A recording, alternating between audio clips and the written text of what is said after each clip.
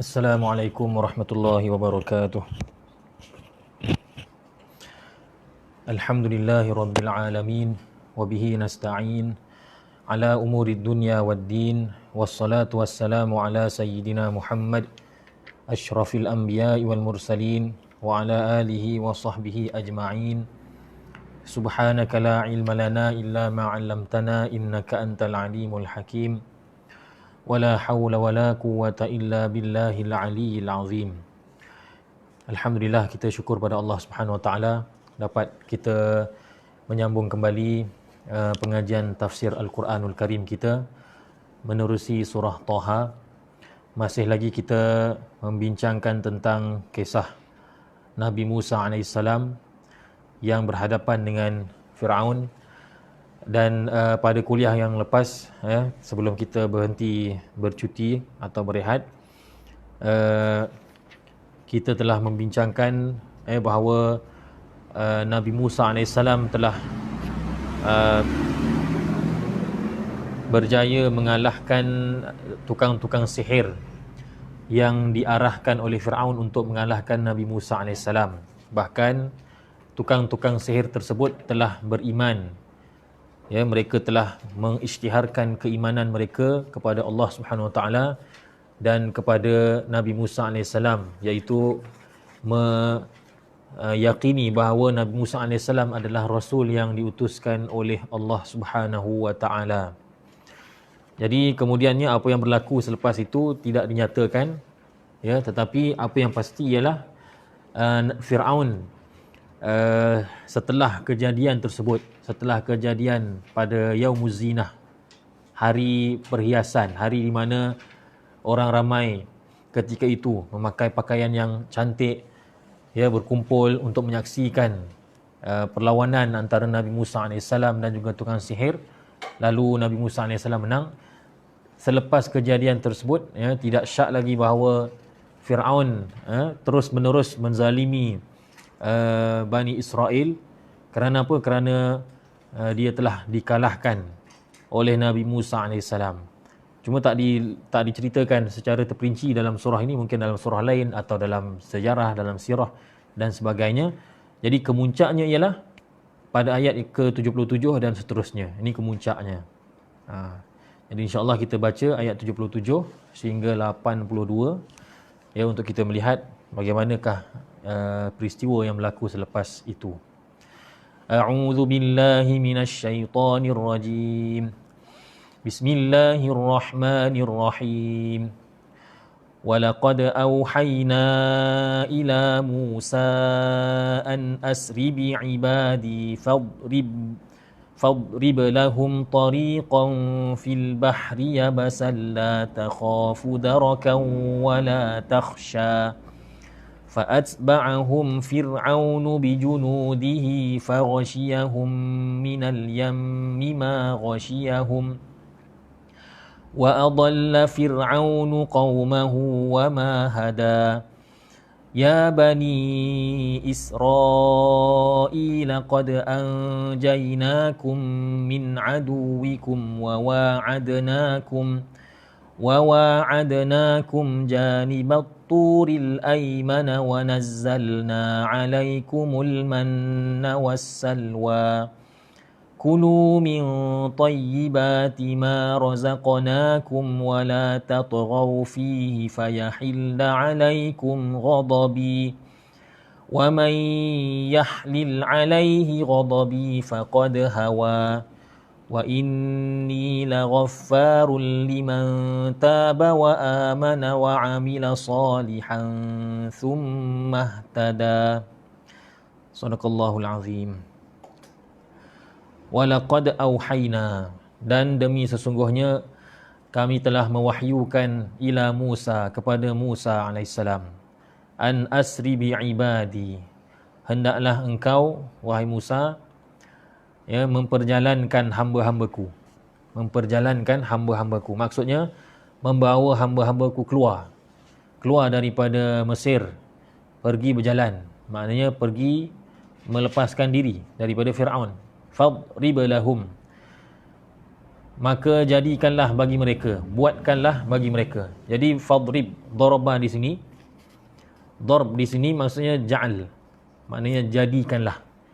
Kata Syekh Tantawi rahimahullahu taala, ia sama seperti kata-kata orang Arab, daraba lahu fi malihi sahma.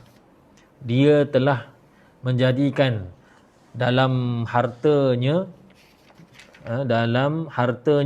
sahma, suatu saham, suatu bahagian untuk kamu. Jadi digunakan kalimah daraba dengan makna jadikan. Fadrib lahum tariqa, maka jadikanlah bagi mereka, iaitu bagi Bani Israel, tariqan, jalan, fil bahr, di laut, iaitu di Laut Merah, yabasan, yang kering.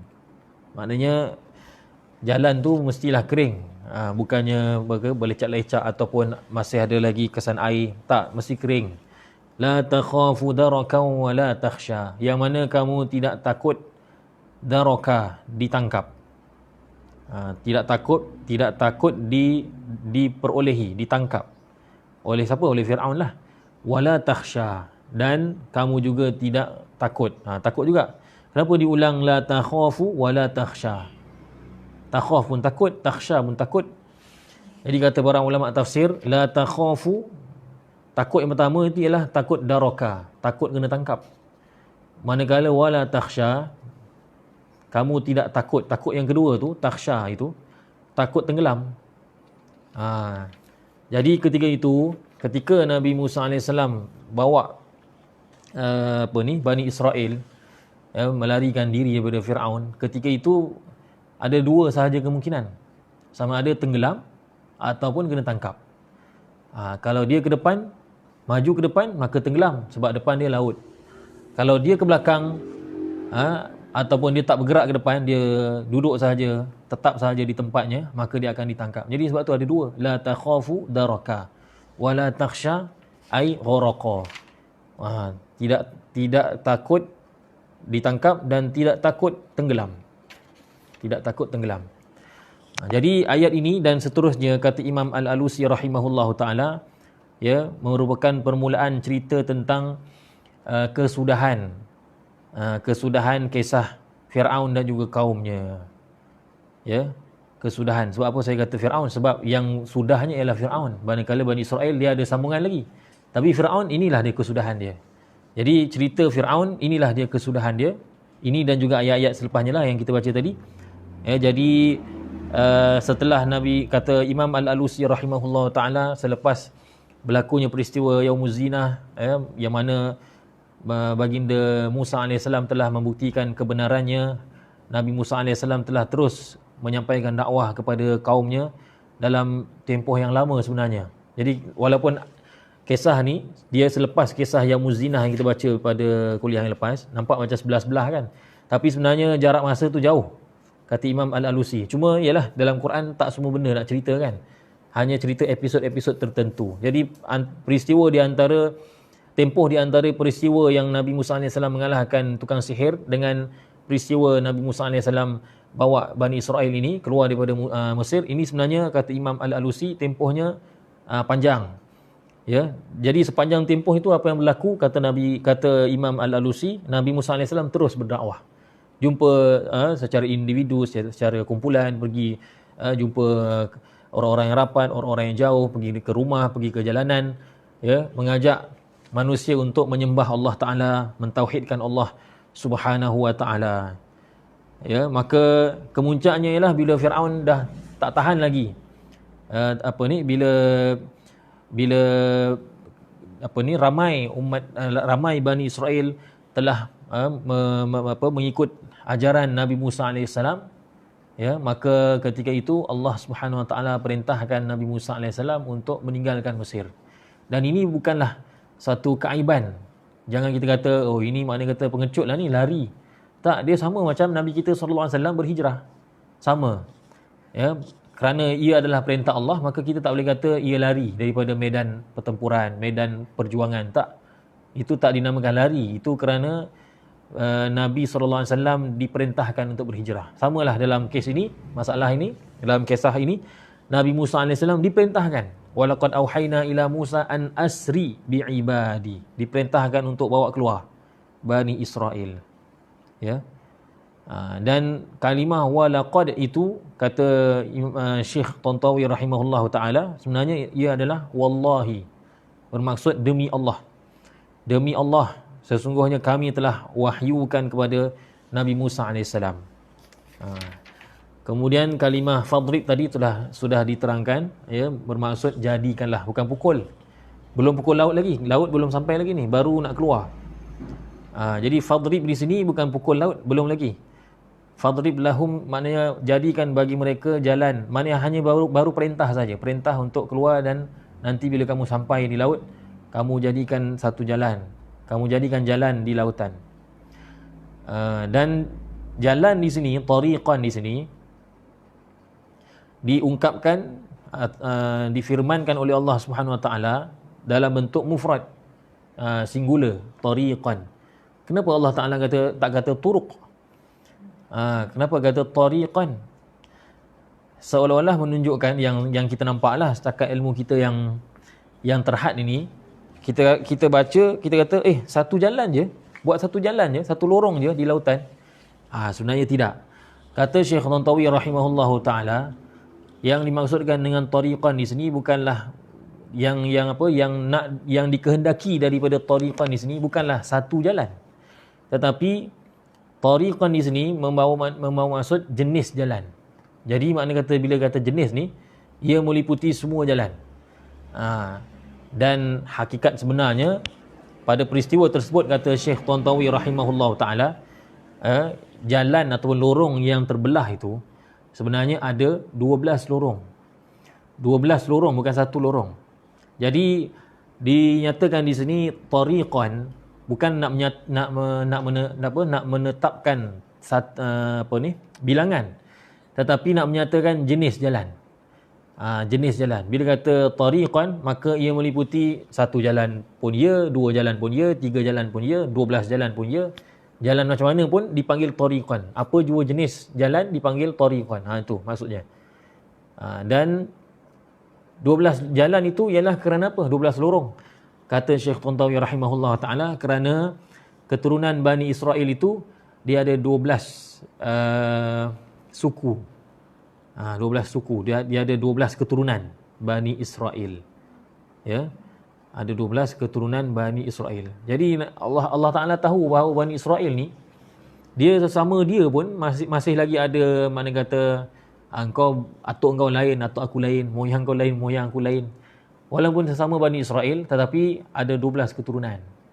Kan? Maknanya masih ada lagi perasaan kesukuan. Ya, masih ada dalam hati mereka perasaan nak berpecah tu ada. Sebab itu Allah Ta'ala buatkan surah perintahkan Nabi Musa AS buatkan 12 lorong, 12 jalan. Dan dalam ayat ini Allah Ta'ala memanggil Bani Israel sebagai ibadi, an asri bi'ibadi. Allah Ta'ala panggil Bani Israel itu sebagai hamba-hambaku. Kenapa tak dinyatakan an asri bi Bani Israel? Bukankah lebih jelas? Tak. Dalam ayat ini Allah Ta'ala kata an asri bi'ibadi. Hendaklah kamu wahai Musa memperjalankan hamba-hambaku. Kenapa dipanggil hamba-hambaku? Kata Syekh Tantawi rahimahullah ta'ala, kerana dua sebab. Pertama, nak menunjukkan kasih sayang Allah Ta'ala pada mereka. Di mana Allah Ta'ala memanggil mereka dengan hamba-hambaku, maka itu lebih menzahirkan betapa Allah Ta'ala sayang pada mereka. Kalau kata an asri bi Bani Israel, memanglah jelas, tapi tidak tergambar kasih sayang yang lebih di situ. Seperti mana kita kata pada anak kita, anakku. Itu lebih baik, lebih nampak kasih sayangnya berbanding kita panggil nama dia terus, kan? Kita panggil Syifa, contoh kan, anak saya. Syifa dengan kita panggil anakku, anakku lagi, kan? Lagi. Contohnya kita panggil isteri, contohnya seorang suami panggil isteri, kan? Kalau dipanggil nama saja okey, tapi kalau dipanggil isteriku, kekasihku, buah hatiku dan sebagainya, lagi nampaklah kasih sayang tu. Itu yang pertama. Sebab itu Allah Ta'ala dalam peristiwa Isra Mi'raj, kisah dalam surah Isra, Allah Ta'ala kata hamba-Ku pada Nabi sallallahu alaihi wasallam, kan, subhanallazi asra bi 'abdihi. Bi 'abdihi, tak kata bi Muhammad tapi kata bi 'abdihi sallallahu alaihi wasallam. Itu yang pertama. Menunjukkan kasih sayang Allah Ta'ala pada Bani Israel dan juga rahmatnya. Yang kedua ialah untuk memberikan tanbih, iaitu peringatan terhadap kejahatan Fir'aun. Kejahatan Fir'aun. Sebab Fir'aun menganggap bahawa Bani Israel ni ialah hamba-hamba mereka, hamba-hamba dia, hamba-hamba Fir'aun. Jadi Allah Ta'ala balas balik, Allah kata bi'ibadi, oi, itu bukan hamba kau, hamba aku. Tu ada maksudnya macam tu. Allah nak bagi tahu kepada kita semua, nak highlightkan bahawa Fir'aun telah melakukan kejahatan dengan menganggap Bani Israel itu hamba-hamba dia, sedangkan Allah kata an asri bi'ibadi, Bani Israel itu hamba aku, bukan hamba kau. Itu yang kedua. Kemudian Allah kata di sini, jadikan jalan yang kering, yabasan. Ini telah diterangkanlah tadi. Ya, yabasan. La takhafu darakan wa la takhsha. Wa la takhsha. Ini pun sudah diterangkan tadi. Baik. Kemudian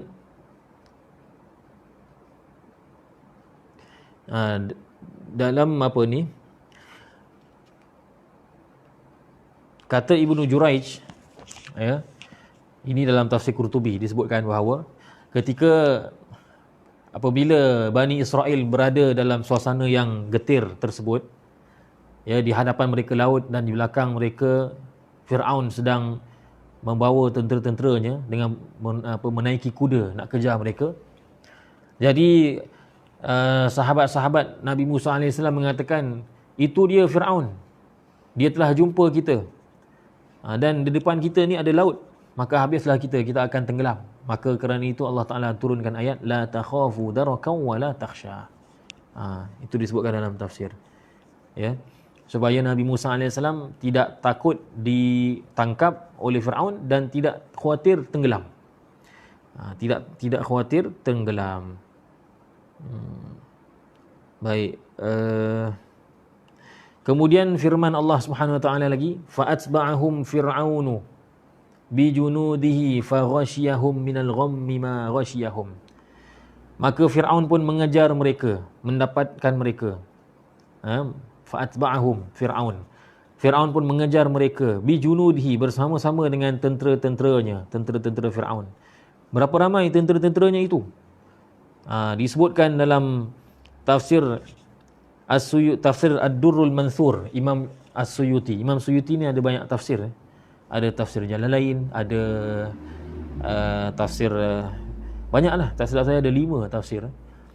Cuma yang masyhur Jalalain dan juga Ad-Durrul Mansur. Ad-Durrul Mansur panjanglah, tafsir yang panjang, yang besar, berjilid-jilid. Disebutkan dalam tafsir tersebut oleh Imam As-Suyuti dengan menukilkan daripada Imam As-Suddi bahawa Bani Israel ketika itu yang Nabi Musa AS bawa untuk pergi keluar dari Mesir itu, bilangan mereka ialah 620,000 orang. 620,000 orang. Seperti mana dalam riwayat Qatadah. Qatadah juga meriwayatkan perkara yang sama. Tetapi Qatadah tambah lagi maklumat, dia kata 620,000 orang itu Bani Israel, dan tentera Fir'aun yang disebutkan dalam ayat tadi, fa'atba'ahum fir'aunu bijunudi, tentera Fir'aun itu jumlahnya ialah 1 juta dalam keadaan berkuda. Bayangkan, 620,000 orang jalan kaki dikejar oleh 1 juta tentera Fir'aun yang menaiki kuda. Dari segi adatnya, dari segi kebiasaannya, memang akan kalah lah, tak akan menang. Dan sudahlah berjalan kaki, kemudian bilangannya pula kira-kira separuh daripada bilangan yang mengejar mereka. Kalau ikutkan memang kalah lah. Tetapi Allah Ta'ala memberikan bantuan kepada orang yang beriman. 1 juta bijunudi, tenteranya, tentera yang menaiki kuda. Faghashiyahum minal yammi ma ghashiyahum. Lalu dia, iaitu Fir'aun dan orang-orangnya, diliputi, ditenggelamkan oleh yam, iaitu laut. Yam ni maknanya laut, air laut, yang menenggelamkan mereka semuanya dengan sedahsyat-dahsyatnya. faghashiyahum minal yammi ma ghashiyahum. Allahu akbar. Kemudian Allah Ta'ala berfirman lagi, wa adalla fir'aunu qaumahu wa ma hada. Dan Fir'aun telah menyesatkan, maksudnya telah menyebabkan kaumnya itu terjerumus dalam kebinasaan. Wa adalla maknanya menyesatkan. Jadi kalau nak mudah faham ayat ni, maksudnya ialah Fir'aun telah menyesatkan kaumnya, maksudnya Fir'aun telah menyebabkan kaumnya binasa. Fir'aun dia pimpin kaum dia, maknanya pimpin tentera-tentera Kipti tadi nak tangkap, tetapi disebabkan dialah tentera-tentera dia semuanya hancur binasa, ditenggelamkan oleh air. Jadi Fir'aun itu telah menyesatkan, maksudnya telah menyebabkan binasa kaumnya. Wa ma hada, dan tidaklah dia iaitu Fir'aun membawa mereka ke jalan yang benar. Wa ma hada, Fir'aun tidak memberi hidayah, maknanya Fir'aun tak guide, tidak pimpin mereka ke jalan yang benar. Tidak pimpin mereka ke jalan yang benar. Ya. Kata Imam Qurtubi rahimahullahu taala, Fir'aun menyesatkan mereka, maksudnya Fir'aun menjerumuskan mereka dalam kebinasaan.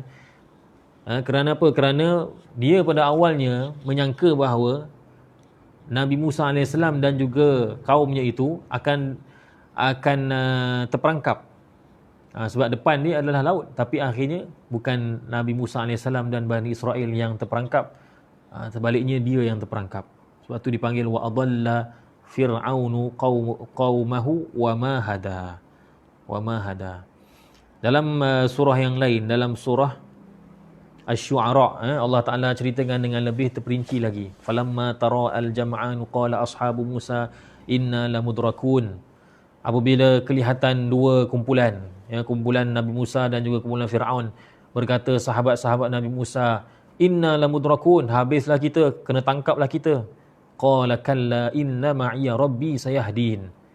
Kata Nabi Musa AS, sekali-kali tidak. Ini menunjukkan betapa kuatnya iman Nabi Musa AS. Yakin dia dengan janji Allah Ta'ala. Dia kata, inna ma'iya rabbi sayahdin. Sesungguhnya bersama aku, Tuhanku. Maknanya Tuhanku bersama aku. Dia akan yahdin. Dia akan menunjukkan jalan kepadaku. Maka Allah Ta'ala pun wahyukan kepada Nabi Musa AS untuk memukul laut dengan tongkatnya. Fanfalaq. Maka fa'auhayna ila Musa an idrib bi'asakal bahr fanfalaq, maka terpecahlah laut kepada 12 lorong tadi. Fakana kullu firqin kattaudil azim, maka jadilah setiap tembok tu kan, bila laut tu terbelah kepada 12 lorong, jadi setiap lorong itu dipisahkan oleh air laut. Air laut, macam kita tengok dinding ni, tapi kita bayangkan dinding ni adalah air laut. Betapa ajaibnya, masya-Allah. Itu adalah mukjizat. Ya, jadi kata Allah Ta'ala, setiap dinding air tu kataudil azim, seperti gunung yang tinggi. Maknanya laut tu dalam. Laut tu dalam, jadi bila dia lalu di dasar laut, air yang telah dilorong-lorongkan tadi tu, maknanya sempadan-sempadan di antara satu lorong, pemisah di antara satu lorong dan satu lorong tu ialah air. Air tu kelihatan tinggi sungguh. Tinggi sungguh, seperti kataudil azim, seperti gunung yang tinggi. Masya Allah. Disebutkan dalam setengah kitab tafsir bahawa walaupun antara lorong itu dipisahkan dengan air yang tinggi, yang tebal, yang makna kata yang besar, ya, tetapi mereka masih boleh melihat sesama mereka. Masya Allah. Macam cermin. Boleh tengok, bahkan boleh dengar apa yang mereka cakap di sana. Boleh cakap, boleh sembang.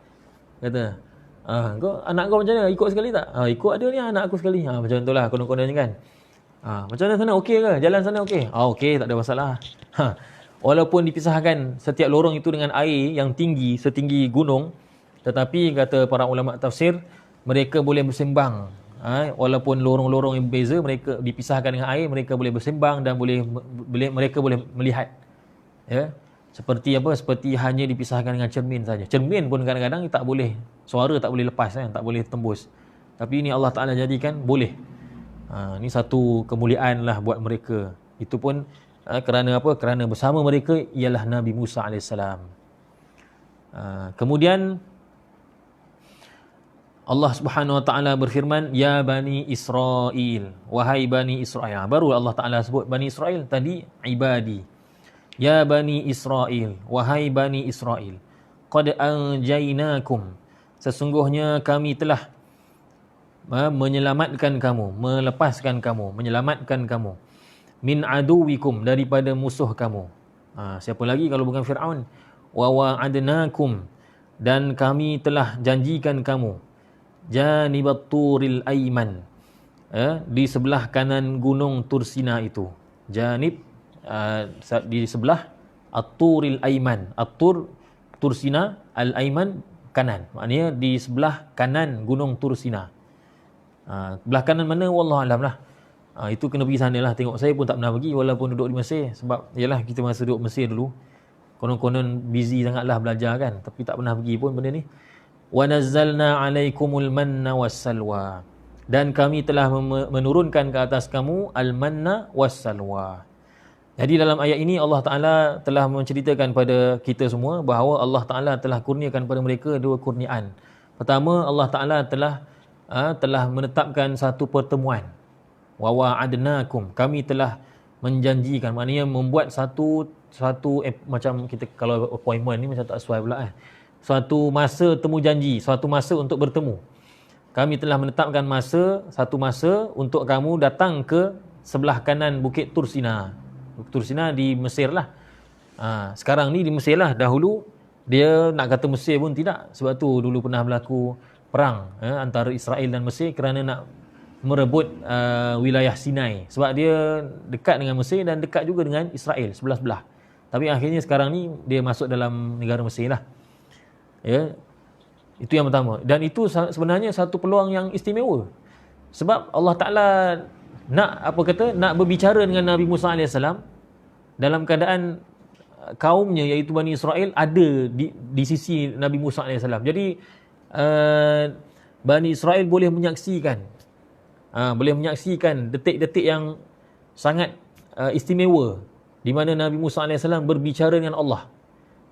Kan itu satu benda yang kata special lah. Tapi akhirnya nanti kalau kita tengok, akhirnya mereka tak pergi.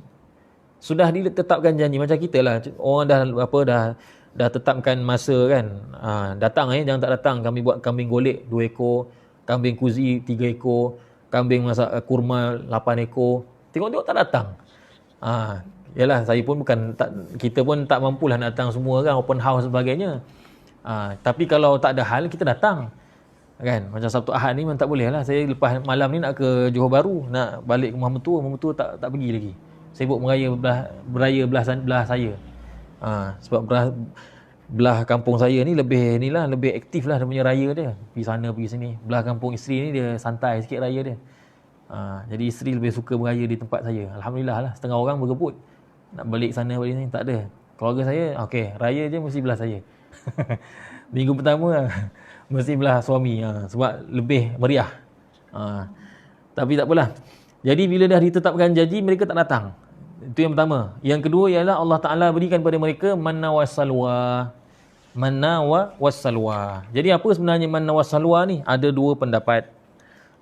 Ulama terbahagi pada dua golongan. Sebahagian mengatakan bahawa al-manna wassalwa itu ialah dua jenis makanan yang berbeza. Al-manna bermaksud manisan. Manisan itu akan keluar di pokok. Di pokok. Dalam tafsir Tontawi hanya sebut di pokok saja, tak diberitahulah adakah di atas daun atau di bawah daun atau di kayunya ke, wallahu alam. Tapi dia kata di pokok. Manisan itu kata Syekh Tontawi seperti madu. Seperti madu. Itu manna. Ada, saya pernah tengok video Sudan. Di Sudan ada manisan keluar daripada pokok, daripada kayunya ke daripada daunnya saya pun tak pasti, tapi dia boleh ambil, boleh cedok macam tu je, tanpa ada lebah ke apa. Madu manisan juga, tapi nak ambilnya punya payah. Tapi manna ni yang didakwa manna, wallahualam lah, kita tak tahulah adakah itu manna yang dimaksudkan ataupun tidak. Tetapi yang saya tengok video dari orang Sudan, dia tunjuk, dia kata inilah manna. Dia pergi dekat pokok tu, dia ambil macam tu, manis, makan. Dia macam madu, tapi bukan madu. Macam madu. Dari segi melekitnya tu macam madu. Dia melekit. Ya.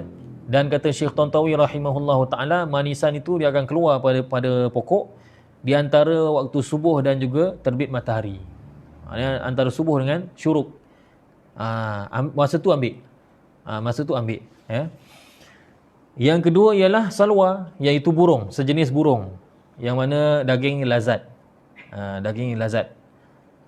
Jadi pendapat pertama mengatakan bahawa manna wa salwa itu ialah dua jenis makanan yang berbeza, iaitu manna manisan, salwa ialah burung. Pendapat kedua mengatakan bahawa manna wa salwa itu satu jenis makanan. Satu je. Apa makanannya? Wallahu alam. Tak disebutkan pula apa dia. Tetapi dia kata satu saja makanan. Cuma disebutkan manna wa salwa dengan dua perkataan. Kerana manna itu berasal dari kalimah imtinan, iaitu kurniaan. Kurniaan. Al-manna itu maksudnya kurniaan. Kurniaan Allah. Manakala salwa itu berasal dari kalimah tasliyah, iaitu menenangkan atau menghiburkan hati. Jadi kata golongan kedua di kalangan ulama ni, dia kata al-manna wa salwa itu ialah sejenis makanan. Cuma sifatnya dua, iaitu makanan itu adalah kurniaan daripada Allah dan dalam masa yang sama ianya juga adalah sebagai menenangkan hati atau memberikan hiburan, menyeronokkan hati orang yang menerimanya. Tapi makanannya satu. Cuma diberi dua nama kerana dua sifat tersebut. Wallahu a'lam. Okey. Kemudian Allah Subhanahu wa taala berfirman, "Kulu min thayyibati ma razaqnakum." Makanlah daripada makanan-makanan yang baik yang telah kami rezekikan kepada kamu. Makan, Allah kata makan. Wala tatghaw fihi fayahilla 'alaikum ghadabi. Dan jangan kamu melampaui batas. Tatghaw. Wala tatghaw, dan jangan kamu melampaui batas fihi. Fihi itu kembali pada apa yang Allah Taala telah kurniakan tadi. Ma razaqnakum. Jangan kamu melampaui batas padanya, dalamnya, maknanya dalam apa yang Allah Taala rezekikan. Jangan kamu melampaui batas. Dalam menafsirkan wala tatghaw fihi, jangan kamu melampaui batas ini, ada banyak tafsiran ulama. Yalah, melampaui batas ni banyak benda dikira melampaui batas, kan? Menipu, mencuri, apa lagi, membazir pun dikira melampaui batas. Jadi jangan kamu melampaui batas di sini maksudnya apa? Allah kata makan dan jangan melampaui batas. Apa maksud jangan melampaui batas? Sebahagian ulama tafsir menafsirkan maksud jangan melampaui batas, maksudnya ialah janganlah kesenangan dan juga kesihatan yang Allah Taala berikan kepada kamu. Ialah maknanya Allah dah bagi kamu makanan elok. Maknanya kata apa? Tak perlu lagi bersusah payah, kan? Tak perlu ikat perut. Allah dah bagi kamu makanan. Jangan sampai kesenangan kamu itu menyebabkan kamu melakukan maksiat. Itu satu tafsiran. Itu maksud jangan kamu melampaui batas. Setelah diberikan kurniaan Allah, jangan kamu melampaui batas. Itu yang pertama. Ada juga pendapat yang mengatakan bahawa maksud jangan melampaui batas ialah jangan kufur nikmat dan jangan lupa untuk bersyukur kepada yang memberikan nikmat, iaitu Allah. Jangan kufur nikmat dan jangan lupa untuk bersyukur kepada Allah yang memberikan nikmat. Ini tafsiran kedua. Ada juga tafsiran yang ketiga. Saya tak ingat saya ambil dari mana, tapi selalunya ini catatan lama ni. Saya masa mengajar di Masjid Al-Um, Bandar Baru Bangi. Saya rasa ni daripada tafsir Qurtubi. Biasa kalau tak tulis sumber ni, biasanya saya ambil daripada tafsir Qurtubi. Tafsiran ke 1, 2, 3 pula mengatakan jangan kamu melampaui batas. Maksudnya jangan kamu minta ganti yang lain. Sebab dalam ayat yang lain memang ada ayat menceritakan bahawa Bani Israel setelah diberikan manna wa salwa, dia minta lain pula. Dia nak bawang lah, dia nak bawang putih, dia nak kacang, kan ada kan? Wa iz qultum ya Musa lan nasbiru ala ta'amin wahid. Wahai Musa, kata Bani Israel, kami tak sabar, maknanya kami tak tahan lagi dengan satu jenis makanan. Asyik makan benda yang sama je, sikit-sikit burung. Fad'u lana rabbaka yukhrij lana mimma tumbitul ard. Doalah kepada Allah supaya Allah Taala keluarkan makanan lain daripada perut bumi ni. Mimma tumbitul ard min baqliha. Dia nak baql, sayur. Makan sayur pula. Dia bagi makan burung, nak makan sayur pula. Wa qithaiha. Qitha apa dia? Timun. Nak timun pula. Wa fumiha. Fum apa? Fum ni, ya Allah sallallahu Muhammad, bawang putih. Kalau sekarang ni bahasa Arab moden, sekarang ni dipanggil thaum. Tapi dulu panggil fum, iaitu bawang putih. Wa adasiha, kacang. Nak kacang. Wa basaliha, bawang merah. Itu yang dia nak. Orang dah bagi, Allah Ta'ala dah bagi makanan yang sedap, dia nak makanan yang macam tu pula. Itu tak silap dalam surah Baqarah ayat 61 kalau tak silap. Ya. Jadi ada tafsiran mengatakan wala tatghaw, jangan kamu melampaui batas. Maksudnya jangan kamu minta yang lain. Allah dah bagi yang ni, jangan kamu minta digantikan dengan makanan lain. Cukuplah tu. Ya. Tafsiran yang ke 1, 2, 3, 4. Yang keempat pula mengatakan bahawa yang keempat ni dia ada dalil daripada hadis. Ini pun bagus juga. Sebenarnya semua ni betul. Sebab semua tu berlaku. Tafsiran-tafsiran ni semuanya berdasarkan apa yang berlaku sebenarnya. Kalau kita ambil semua pun rasanya tak ada masalah. Sebab semua tu memang bersandarkan pada Quran, hadis dan juga sejarah yang memang real berlaku. Memang benar-benar berlaku di kalangan Bani Israel. Tafsiran yang keempat mengatakan wala tatghaw fihi, jangan kamu melampaui batas padanya. Maksudnya ialah jangan kamu menyimpan manna wassalwa lebih daripada 1 hari 1 malam. Maksudnya manna wassalwa yang kamu dapat pada hari ini jangan bawa untuk hari esok. Selepas terbit matahari kamu kena yakin, selepas subuh esok kamu kena yakin Allah akan bagi yang lain.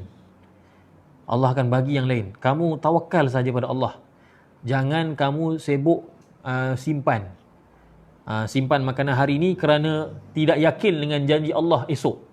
Ini tarbiyah Allah Ta'ala kepada Bani Israel. Allah nak tengok sama ada mereka ni yakin dengan janji Allah ataupun mereka ragu-ragu dengan janji Allah. Janji manusia ni kita kena ragu-ragu jugalah. Kan, sebab manusia yang biasalah kan, kalau manusia yang soleh lain ceritalah. Tapi manusia biasa ni kadang-kadang dia janji tapi dalam masa yang sama kita kena ada juga backup plan. Tapi ini yang janji ialah Allah, kena yakin. Kata Imam Nawawi rahimahullah ta'ala, dan kita ambil hadis dulu. Hadis yang menyokong pendapat ini ialah dalam hadis riwayat Bukhari dan Muslim. Bila kata Bukhari Muslim memang sahih lah. Kata Nabi SAW, laula banu Israel lam yakhbuth at-ta'am wa lam yakhnaz al-lahm. Kalaulah bukan kerana Bani Israel, nescaya pastilah makanan tidak akan basi dan daging tidak akan busuk. Maknanya apa? Oleh kerana Bani Israel ini mereka yang mula mereka yang mula memulakan perbuatan menyimpan makanan untuk hari esok. Semenjak daripada perbuatan mereka itu, maka Allah Ta'ala takdirkan makanan memang akan busuk lepas 1 hari. Sebab tu kita hari ni memang busuk lah kalau makanan tu kan. Macam hari tu. Dan elok kami buat apa ni, daging rendang sedap, lazat, memang power betul lah senang kata kan. Cukup rempah ratusnya semua. Masak sama-sama, saya dengan isteri saya masak sama-sama kan, dengan memang kau-kau lah, memang dengan santannya, dengan macam-macam lah, dengan daun kunyit, memang segar, bau sedap. Tiba-tiba lupa nak panaskan, maka esok dah tak boleh makan. Jadi Nabi SAW kata, kalau bukan kerana perbuatan Bani Israel dahulu yang suka menyimpan makanan, maka kena nescaya makanan ni akan sentiasa elok. Tapi sebab mereka mula buat macam tu, maka Allah Ta'ala takdirkan, kalau dah kamu sibuk nak menyimpan makanan, maka Allah Ta'ala takdirkan basi. Makanan memang akan basi, esok basi. Dan daging akan membusuk. Lainlah kalau masuk freezer, tu lain cerita lah. Tapi daging memang akan busuk. Dan hadis sahih, riwayat Bukhari dan Muslim. Kata Imam Nawawi dalam mensyarahkan hadis tu, kalau tak silap saya, beliau pun nukil daripada ulama' lain. Maksudnya ialah Bani Israel ketika mana Allah Ta'ala turunkan kepada mereka al-manna was-salwa, mereka dilarang daripada menyimpan manna was-salwa, Ya, jangan simpan untuk hari esok. Esok Allah Taala janji ada makanan lain. Mana wasalwa yang lain Allah akan bagi. Tapi mereka simpan juga kerana ragu-ragu dengan janji Allah, maka fafasada, maka rosaklah makanan. Dia memang macam itulah. Bila kita dijanjikan oleh Allah Taala kemudian kita tak yakin, maka Allah serahkan kita kepada diri kita sendiri. Kan? Seperti mana Nabi sallallahu alaihi wasallam ketika mana menjadi tetamu pada seorang sahabat, Nabi sallallahu alaihi wasallam minta kaki kambing. Minta kali pertama tu memang dihidangkan. Kemudian Nabi sallallahu alaihi wasallam kata, bawa yang kedua, dibawakan.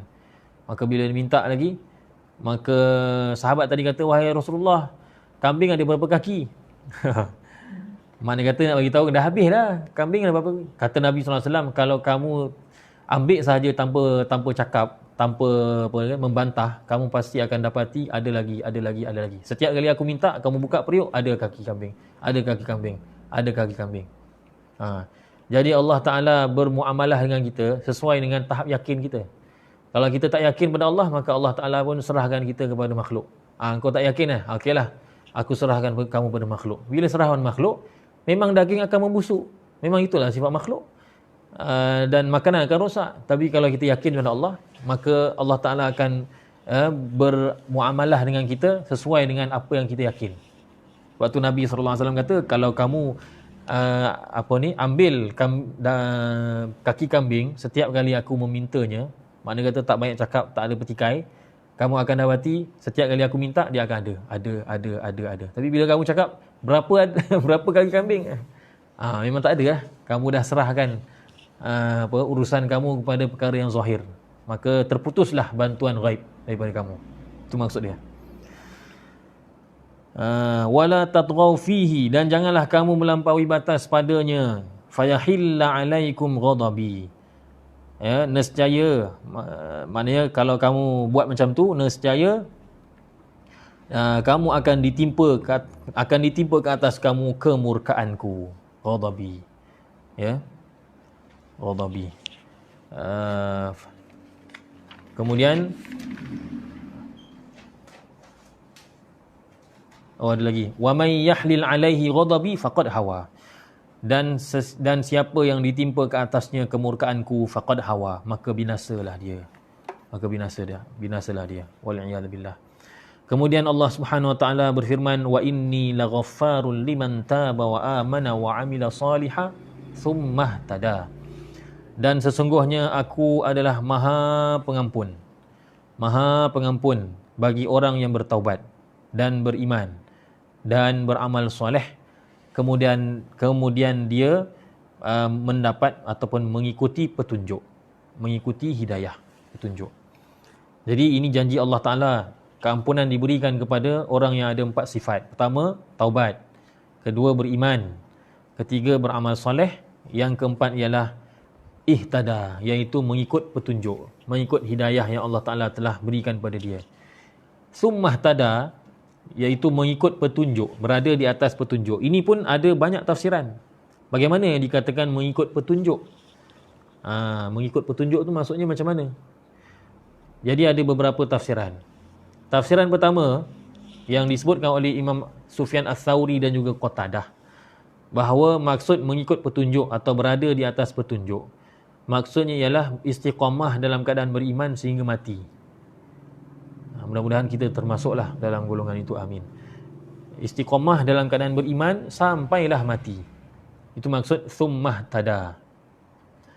Yang kedua, tafsiran Ibnu Abbas. Ibnu Abbas mengatakan bahawa thummah tada maksudnya tidak ada syak dalam imannya. Sebab itu iman tidak boleh ada syak. Kan? Kalau kita 99 keyakinan, yakin bahawa Allah Ta'ala itu wujud, 1% saja kita ragu-ragu Allah Ta'ala itu wujud ke tidak, 1% saja dalam hati ada keraguan, maka habislah iman kita. Jadi tak boleh ada syak dalam iman kita. Itu Ibnu Abbas, kata-kata Ibnu Abbas. Tafsiran ketiga, tafsiran Sahal At-Tustari, salah seorang ahli sufi pada zaman salaf. Sahal At-Tustari mengatakan bahawa maksud thummah tada maksudnya ialah istiqamah di atas jalan ahli sunnah wal jamaah. Jadi mungkin beliau melihat ayat ni umum, tanpa mengaitkan dengan peristiwa ataupun kisah Bani Israel. Kan sebab dalam kaedah ilmu tafsir yang kita ambil kira ialah lafaz yang umum, bukannya tak semestinya kita terkait dengan kisah. Jadi kalau ayat 82 ni, kalau kita tanpa kita melihat ayat sebelum ni dan selepasnya, jadi summah tada itu umum. Mengikut petunjuk itu umum. Jadi tidak salahlah kalau ditafsirkan maksud mengikut petunjuk ialah mengikut ahli sunnah wal jamaah. Dan dia tak ada clash pun, tak ada percanggahan pun, sebab Nabi Musa AS pun ahli sunnah. Kita tak boleh kata ahli sunnah ni pada zaman kita saja ke ataupun zaman Nabi SAW ke. Tak. Semua para Nabi semua ahli sunnah. Cuma belum ada istilah itulah mungkin. Istilah tu mungkin tak ada. Tapi akidahnya akidah ahli sunnah wal jamaah. Itu kata Sahal At-Tustari, summah tada maksudnya ialah istiqamah di atas jalan ahli sunnah wal jamaah. Yang keempat, tafsiran yang keempat yang dikemukakan oleh Anas radhiyallahu anhu, kata Anas maksudnya ialah mengikuti sunnah Nabi SAW. Pun sama, mungkin dengan melihat ayat ini umum, tanpa mengaitkan dengan kisah Nabi Musa AS. Sebab ayat 82 tu kalau kita tak tengok ayat sebelumnya dan selepasnya, memang dia tak ada kaitan dengan, dia tidak terbatas kepada kisah Nabi Musa. Wa inni laghaffarul liman taba wa amana wa amila salihan thumma tada. Jadi kata Anas maksudnya ialah summah tada, itu maksudnya ialah berpegang dengan sunnah Nabi sallallahu alaihi wasallam. Tafsiran kelima, tafsiran Ibnu Zaid.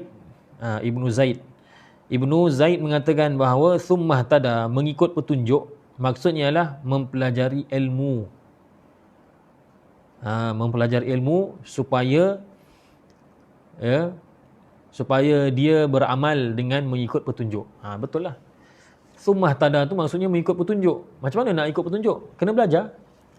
Jadi Ibnu Zaid menafsirkan maksud summah tada maksudnya mempelajari ilmu supaya dia berada di atas petunjuk. Dalam amalannya itu dia mengikut cara yang betul, hidayah yang betul, petunjuk yang betul. Tafsiran yang keenam mengatakan bahawa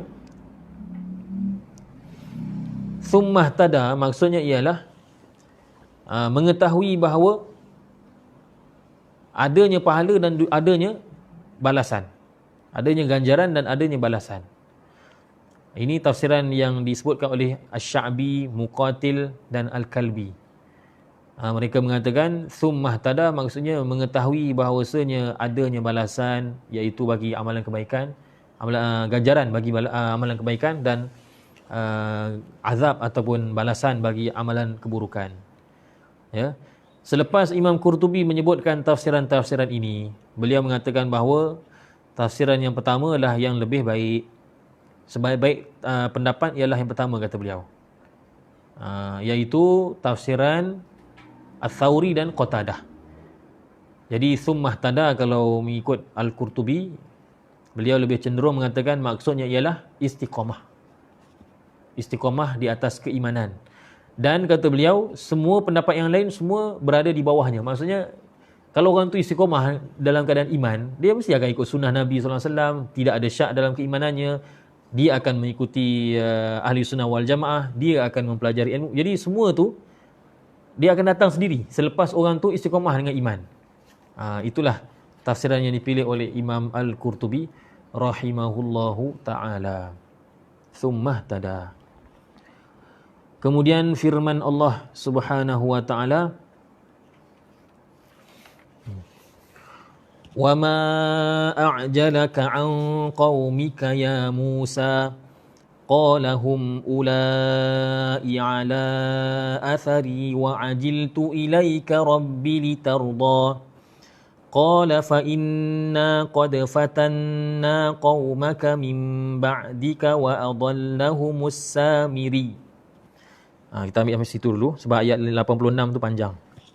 Wa ma a'jalaka an qaumika ya Musa.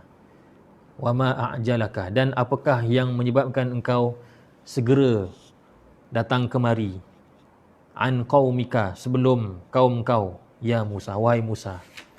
Maknanya dia ceritanya begini, kan Allah Taala telah tetapkan, telah perintahkan Nabi Musa AS dan Bani Israel datang ke Bukit Tur Sina untuk munajat kepada Allah Ta'ala. Jadi bila sampai masanya, tengok-tengok Nabi Musa seorang dia sampai. kaumnya mana? Kan? Kaumnya mana? Nabi Musa seorang sampai. Jadi Allah Ta'ala tanya pada Nabi Musa, mana kaum kamu? Apa yang menyebabkan kamu cepat datang? Wa ma a'jalaka? Apa yang menyebabkan kamu bersegera datang kepada aku? An qaumika? Sebelum kaum kamu. Maknanya kaum kamu tak sampai lagi, kamu dah sampai. Sebabnya pemimpin satu kaum tu biasanya dia akan di belakang sekali kan. Nabi SAW kan kalau berjalan, Nabi SAW akan berada di belakang sekali. Nabi SAW akan biarkan pengikutnya jalan di depan. Sebab apa? Dua sebab. Pertama, kata Nabi SAW, biarkan belakang aku ni untuk para malaikat. Di belakang Nabi SAW tu ada malaikat. Jadi Nabi kata, biarkan belakang aku ni untuk para malaikat. Yang kedua ialah supaya tak ada siapa yang tercicir. Kalau Nabi SAW di depan, memang tercicir lah. Nabi SAW sudahlah jalan laju. Jadi pemimpin satu kaum itu dia mesti meraihkan yang laju dan yang lambat, yang lemah dan yang kuat. Dalam satu kaum itu mesti ada yang cepat, ada yang perlahan. Jadi dia mesti di belakang untuk pastikan tidak ada siapa yang tercicir. Itu kata Syekh Tontawi lah. Syekh Tontawi kata ra'isul qaum, pemimpin satu kaum tu ay yata'akhkhar, annahu yanbaghi li ra'isil qaum ay yata'akhkhar anhum fi halati safar. Pemimpin satu kaum itu sepatutnya dia di belakang kaumnya pada ketika safar, ketika musafir. Tapi kenapa kamu wahai Musa sampai dulu? Kaum kamu mana tertinggal? Jadi Nabi Musa AS kata hum ulai ala athari.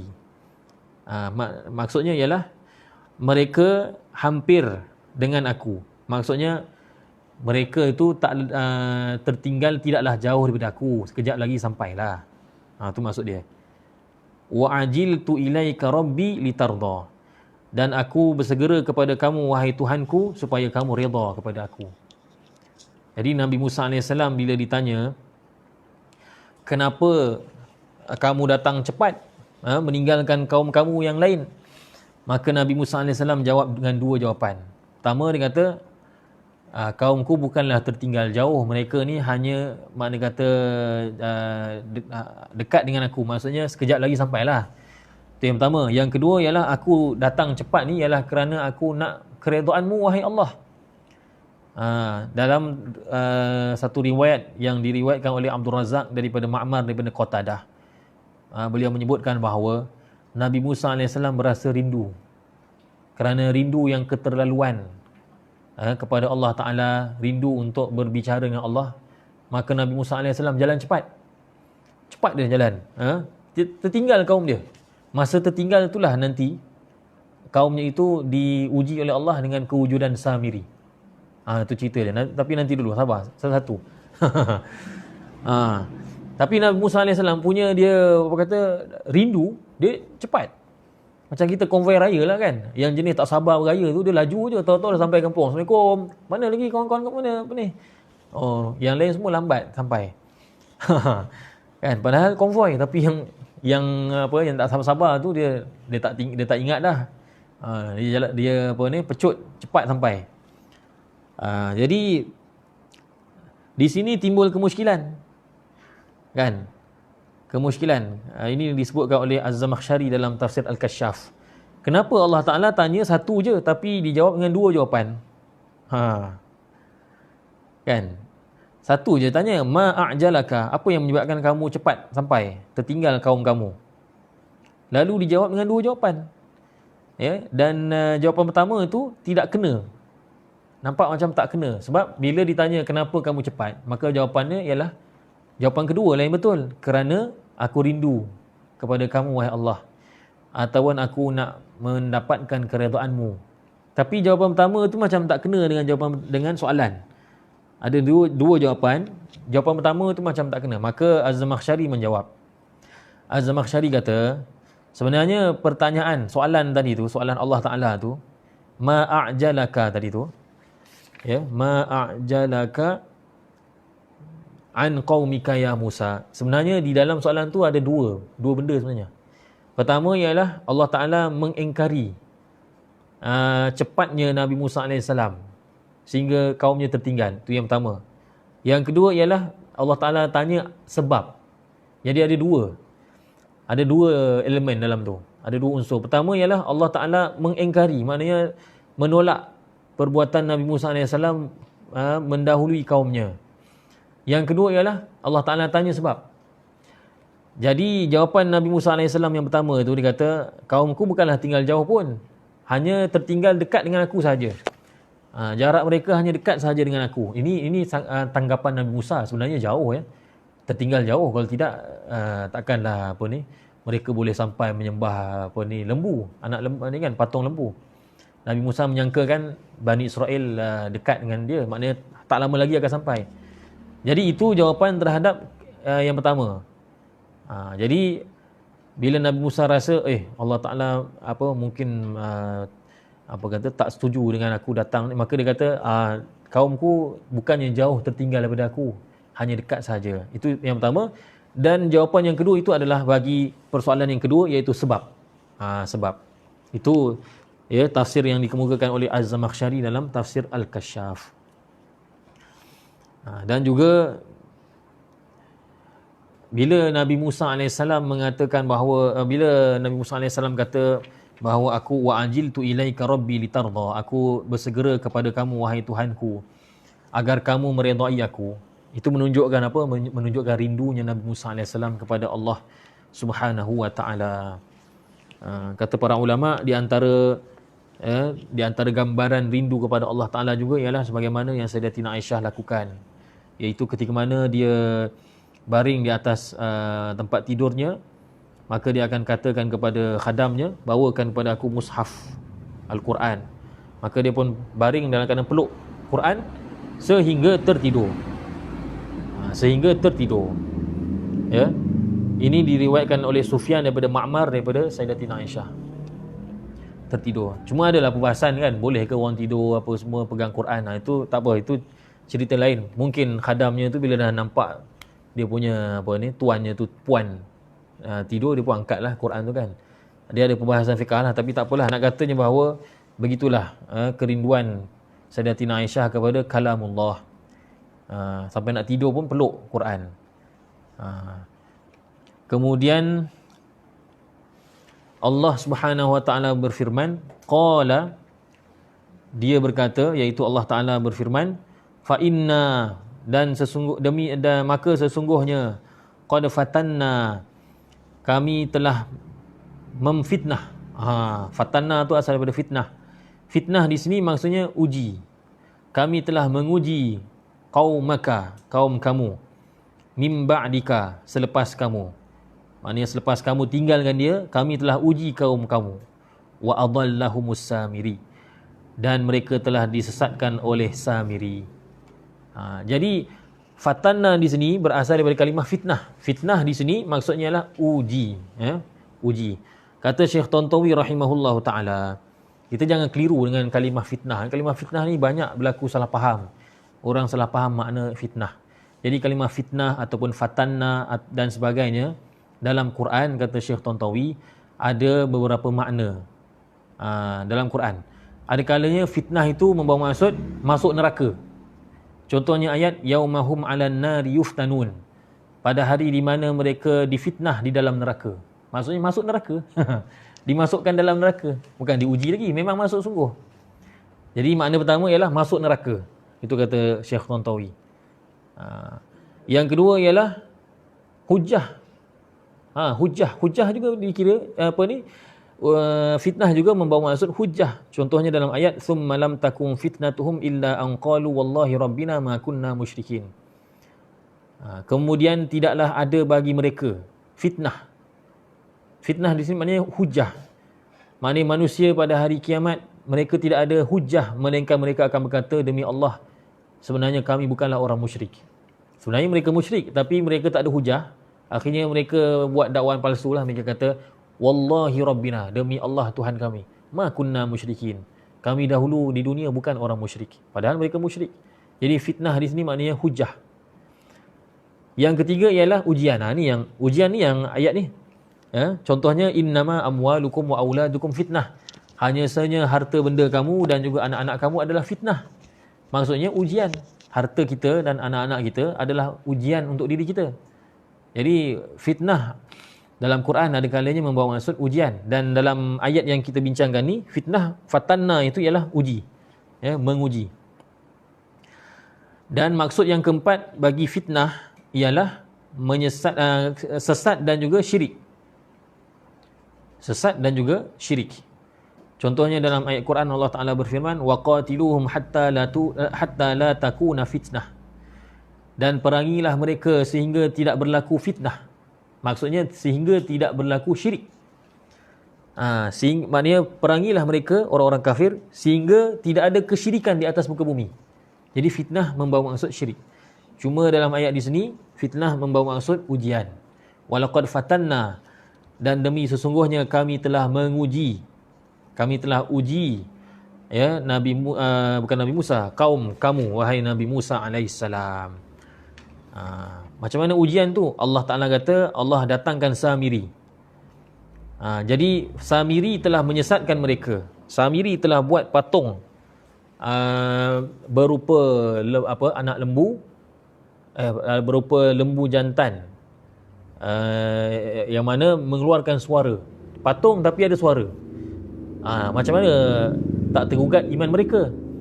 Sebab patung biasanya tak ada suara. Firaun pun dia buat patung pun tak ada suara, tapi tiba-tiba Samiri buat patung ada suara, ada bunyi. Jadi tergugat iman mereka. Kemudian dikatakan pula kepada mereka bahawa inilah dia Tuhan yang Nabi Musa cari. Sebenarnya dia tak jumpa, inilah dia. Kita jumpa dah. Lagilah sesat. Kan? Bani Israel memang nak pergi ke Tursina, tapi Nabi Musa jalan laju. Tiba-tiba di pertengahan jalan, Samiri buat patung. Patung pula keluarkan suara, keluarkan bunyi. Maka Samiri kata, sebenarnya Nabi Musa cari yang inilah dia. Inilah dia Tuhan yang dia cari. Tapi dia tak jumpa, kita jumpa. Yalah, kita baca kisah tu memang kita rasa kelakar lah kan. Tapi bagi mereka yang ada dalam situasi macam tu, memang tergugat iman dia. Kita zaman sekarang ni mungkin tidak tergugat sangatlah. Kita zaman canggih ni kan. Alah, kalau setakat patung ada bunyi, mainan anak pun ada bunyi. Apa nak, tak adalah sampai jadi syirik kan. Tapi zaman dulu, macam mana patung ada bunyi? Memang satu benda yang pelik. Itu yang menyebabkan mereka sembah patung itu. Baik, para ulama membincangkan siapa sebenarnya Samiri ni. Ni Samiri ni, siapa sebenarnya Samiri ni? Jadi ada beberapa pandangan para ulama tafsir. Ada ulama yang mengatakan bahawa Samiri ini, dia adalah, kita tahulah, dia memang seorang lelaki yang menjadi sebab Bani Israel menjadi sesat. Jadi ada ulama yang mengatakan bahawa Samiri ini, dia adalah seorang lelaki dari Bani Israel. Bahkan dia adalah, dan dia juga adalah tokoh lah, maknanya kata orang besar lah. Di kalangan Bani Israel tu dia kira orang yang berpengaruh. Orang yang ada pengaruh. Dan dia berasal dari kabilah yang bernama Samirah. Samirah jadi Samiri. Kan kita tahu kan Bani Israel ni dia ada banyak kabilah, banyak pecahan-pecahan dia. Jadi dia dari pecahan yang bernama Samirah. Sebab tu nama Samiri. Tapi ada juga pendapat yang lain mengatakan bahawa bukan. Samiri ni dia sebenarnya orang luar. Bukan dari kalangan Bani Israel. Dia berasal dari satu kaum yang lain, orang luar. Yang mana kaumnya dahulu menyembah lembu. Tak tahulah kok India ke apa kan. Jauh lah pula dari India nak datang Mesir kan. Tapi India pun Hindu kan. Dia menyembah lembu pun, saya tak silap saya bermula dengan Mahatma Gandhi. Sebelum tu tak sembah lembu. Sebab Mahatma Gandhi yang memulakan falsafah tu, yang dia kata lembu ni sangat bermanfaat untuk manusia. Dia korbankan susu dia. Manusia minum susu dia. Jadi kita sembah lembu. Kalau tak silap saya lah, wallahualam lah. Tapi yang pentingnya pendapat kedua mengatakan Samiri ni berasal dari satu kaum yang lain yang menyembah lembu. Ada tambahan sekejap kata Ibnu Abbas, ada satu riwayat Ibnu Abbas. Ibnu Abbas kata dia datang ke Mesir. Bila datang ke Mesir, dia tengok Bani Israel ada agama lain, maka dia pun menganut agama Bani Israel. iaitu agama tauhid lah yang dibawa oleh Nabi Musa. Jadi zahir sahaja nampak dia macam pengikut Nabi Musa, tetapi hatinya masih lagi suka sembah lembu. Sebab itulah dia buat patung lembu, maka dia sembah dan dia mengajak orang lain untuk sembah. Nampak? Maknanya dia sebenarnya bukan nak ikut Nabi Musa pun, tapi tengok Bani Israel semua ikut Nabi Musa, dia pun mana kata munafik lah. Dia buat-buat macam menyembah Allah, bertauhid, tapi sebenarnya hatinya masih lagi ada rasa macam nak sembah lembu. Dan ada pendapat ketiga mengatakan bahawa tadi pendapat pertama kata dia adalah Bani Israel, yang kedua kata orang luar, yang ketiga mengatakan bahawa dia adalah dari kalangan Kipti. Kipti ni kan Firaun, geng Firaun. Di Mesir tu ada dua, Bani Israel geng Nabi Musa, Kipti geng Firaun. Jadi dia sebenarnya adalah dari kalangan Kipti, kaum Kipti. Yang memang kalau ikutkan Kipti ni memang ikut Firaun lah. Tetapi dia berjiran dengan Nabi Musa. Oh, jiran punya. Jadi bila jiran, dia pun yalah, hubungan dengan jiran ni kadang-kadang pengaruh jiran ni kuat. Jadi dia pun beriman dengan ajaran Nabi Musa AS, dengan ajaran tauhid. Dia beriman, dan bila Nabi Musa keluar, dia pun keluar sekali. Mungkin imannya masih belum kuat, maka itulah dia membawa fitnah kepada Bani Israel. Baik. Itulah berkenaan dengan Samiri. Dia ada banyak lagi pendapat, tapi saya ambil pendapat ni yang ada dalam tafsir Qurtubi kalau tak silap saya. Nanti insya-Allah kita akan sambung apa respon Nabi Musa AS bila terkejut, bila Allah Ta'ala kata pada dia, oh kamu ni cepat sangat ni, kaum kamu tertinggal, disebabkan itu aku telah uji kaum kamu, Samiri telah menyesatkan kaum kamu. Apa respon Nabi Musa? Memang marahlah kan, ghadbana asifa, marah Nabi Musa. Nabi Musa ni dah kalau marah jangan main-main. Nanti kita akan tengoklah dalam kuliah yang akan datang bagaimana respon Nabi Musa AS bila baginda Musa AS mengetahui kaumnya telah disesatkan oleh Samiri. Ya, dan apa kata Nabi Musa pada Nabi Harun. Nabi Harun ada dengan mereka, tapi apa Nabi Harun buat? Nanti Nabi Musa AS dalam surah ni ke dalam surah lain kan, dia kata apa kamu buat? Kenapa kamu biarkan kaum kita jadi sesat, wahai Harun? Padahal Harun tu kan abang dia. Marah abang kan. Dia kata kamu buat apa kan. Jadi ada jawapan dia nanti, insya-Allah kita akan pelajari pada kuliah yang akan datang insya-Allah. Wallahu alam. Subhanallah bihamdihi, subhanakallahumma wa bihamdika, asyhadu an la ilaha illa anta, astaghfiruka wa atubu ilaik.